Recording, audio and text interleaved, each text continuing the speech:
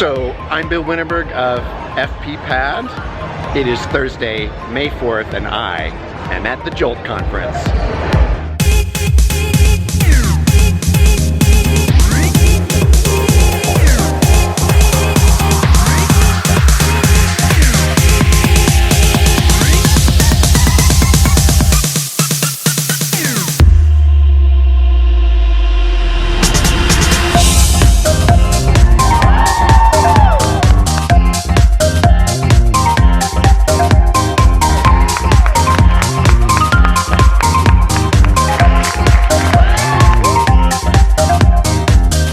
Okay, let's get to the content. I just finished the opening keynote with Ramon Roy, and he's very compelling and captivating and exciting. My takeaway from that is the techniques he talks about of just smiling to others. Don't send a thumbs up to a text. Actually type out a reply. Thank you for your message. I appreciate you sharing, rather than the heart or the thumbs up. These are things all of us can do. You don't have to buy a subscription to software, but just take the time to make a social connection. He was exciting, it was inspiring. I think we can all take a lesson away that yes, there's something and easy things I can do to make more social connections in a digital world. I am on my way to some breakouts. I'll add some more B-roll and more takeaways from Jolt.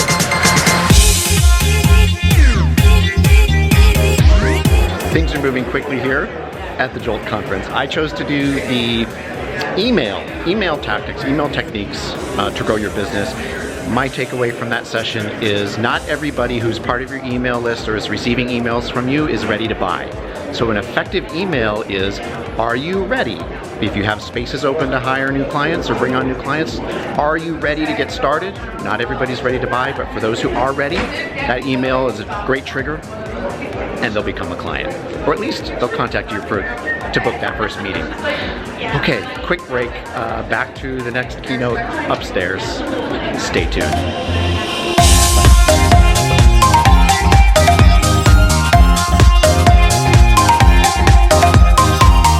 Well, just coming out of Brittany Hodak's session, Creating Superfans, my takeaway on that one was she talked about how not very many of us knew what Chewy.com was. Then she shared her story of personal interaction just via email and receiving hand-drawn art of her dogs from Chewy. And by sharing that story, we saw the Mentimeter, or the survey of the audience members. Their impression of Chewy went off the charts. So it was a really powerful way how her testimonial about Chewy really moved the needle for the audience. But the testimonial gets into weird things with advisors. So knowing that the testimonial rules are changing, there lies an opportunity in using that, but do it compliantly. So it's a little on the fence about, yes, there's power in testimonials, but you got to do it so that you're not skirting rules of testimonial and compliance. Okay, back into the ballroom for the next session. I'll capture the B-roll so you can get the title.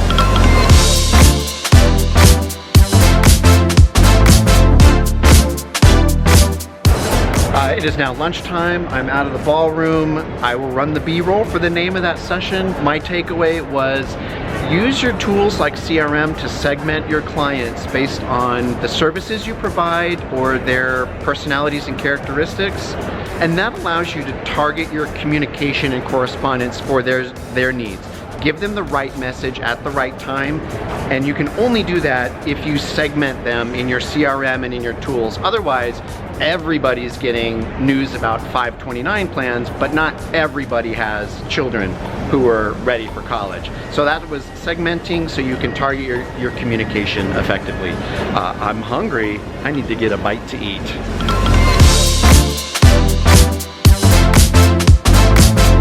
So I just realized it's May the 4th and all the lunch entrees have Star Wars label connections. Nice touch.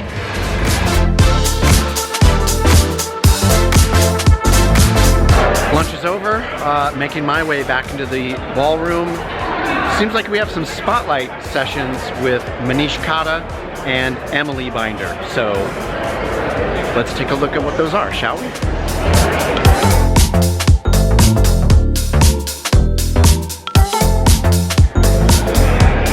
of that keynote session. So Manish, what's that takeaway?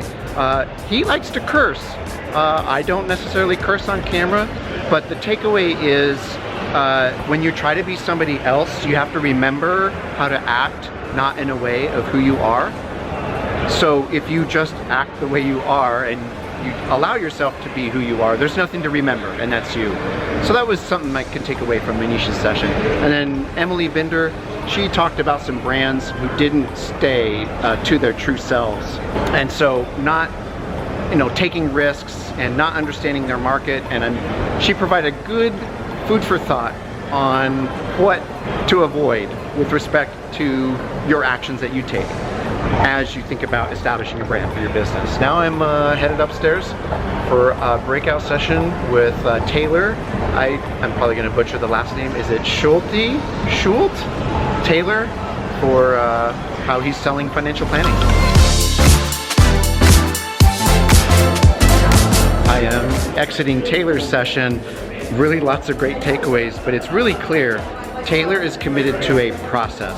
He's got extensive documentation, he's iterated, but everything is documented. That's my key takeaway is when you try these marketing strategies and you find them that work, document them, and if they need changes, document those changes.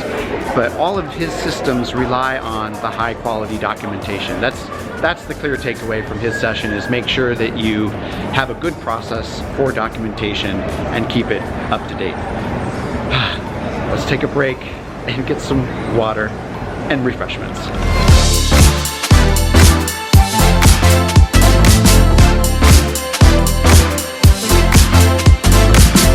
Just came out of 2 highlight sessions. The first one from Patrice Kelly about design. I didn't know what to expect.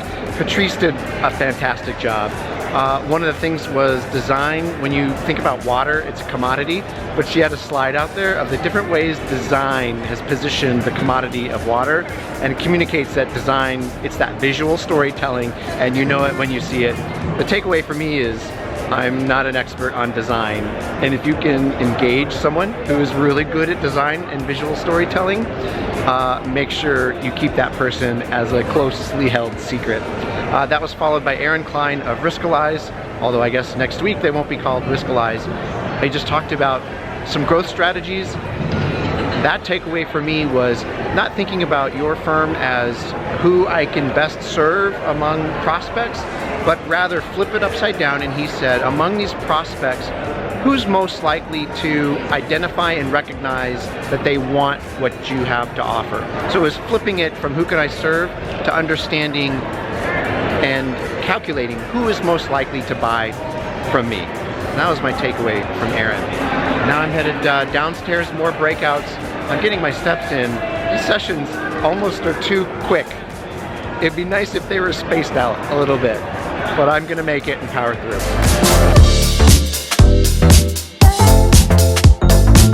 So for the breakouts, I chose the session by Dr. Preston Cherry. I'm glad I did. Blew my mind a little bit. I would do an all-day session with him. That key takeaway for me is I think advisors don't go to school to learn how to be vulnerable and vulnerability. I don't think advisors go to school to learn how to listen. That's why I'm gonna listen to Dr. Cherry's podcasts, consume more of his content, and think introspectively for you. What skills have you developed and put into place to open vulnerability in conversations with clients? And do you have the skills in listening to what your clients say? Because his takeaway is when you do and you implement those skills, clients lean into their stories and they share them freely with you. And that's the whole deal with a successful financial planning engagement. Great session. Little caffeine, Diet Coke for the last keynote session to close us out here at the first day of the Jolt conference.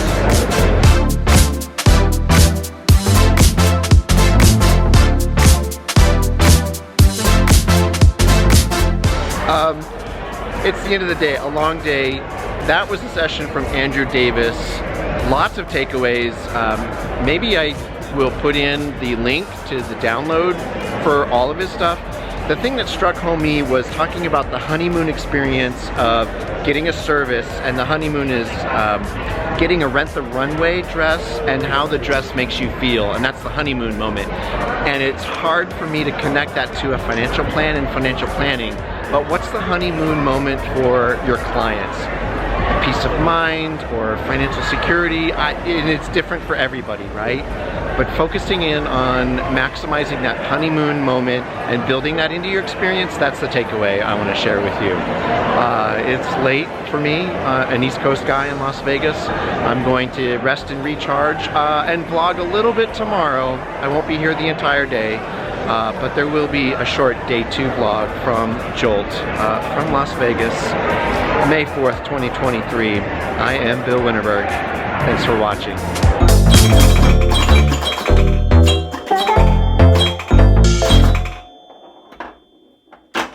Today is Friday, May 5th, Cinco de Mayo. It's going to be a short day for me. I'm attending 3 sessions. It's about using radio and TV to grow, growing through events, and growing through the use of impactful video.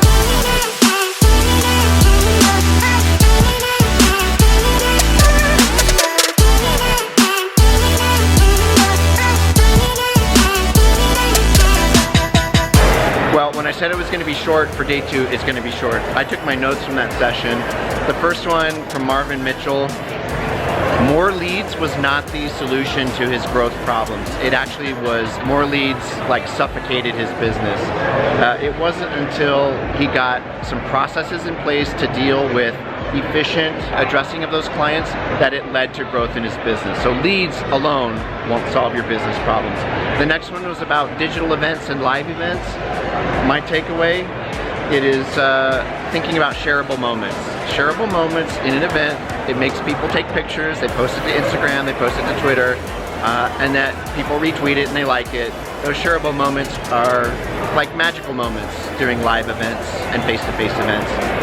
The last one on video, Dave Zoller, he shared video makes you more findable, and it's a second best to face-to-face interaction. That's not a bad second best runner-up to doing video. Those are my takeaways. That's the end of day 2. I've got to go get my bag, head back to Boston. But I hope that you enjoyed these key takeaways from my perspective at Jolt. It was a pretty interesting conference. I recommend you put it on your radar. From Las Vegas, I'm Bill Winterberg. See you next time.